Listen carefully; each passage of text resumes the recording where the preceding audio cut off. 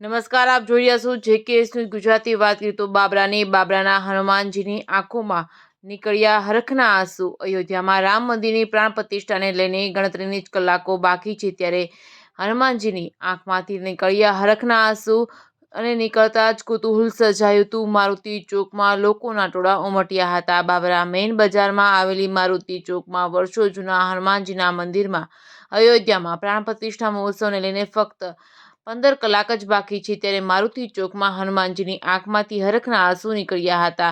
આ ચમત્કારી બનાવને લઈને રાત્રિના સમયમાં બાબરા ગ્રામ્ય સ્તરમાંથી તેમજ ગ્રામવાસીઓમાંથી ભાઈઓ બહેનો દર્શન કરવા માટે ઉમટી પડ્યા છે. અચાનક આવા દ્રશ્યો સર્જાયા બાદ લોકોની ભીડ જામી છે. હનુમાનજીની આંખોમાં હરખના અશ્રુ જોઈ લોકો પણ ભાવુક થયા હતા.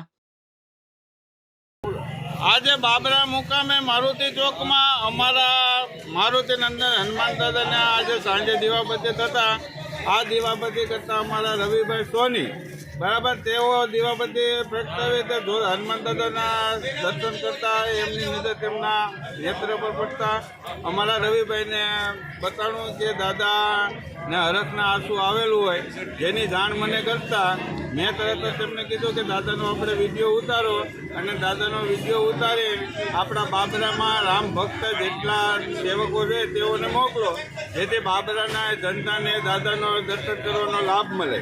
આવા હેતુથી બાબરા મુકામે આજે મારુતિ ચોકમાં બાબરાના તમામ રામ ભક્તો દાદાના દર્શન કરવા ઉમટી પડેલ છે અને દાદાના દર્શન કરી અને તેઓ દર્શનનો ધન્યતાનો લાભ મેળવે છે.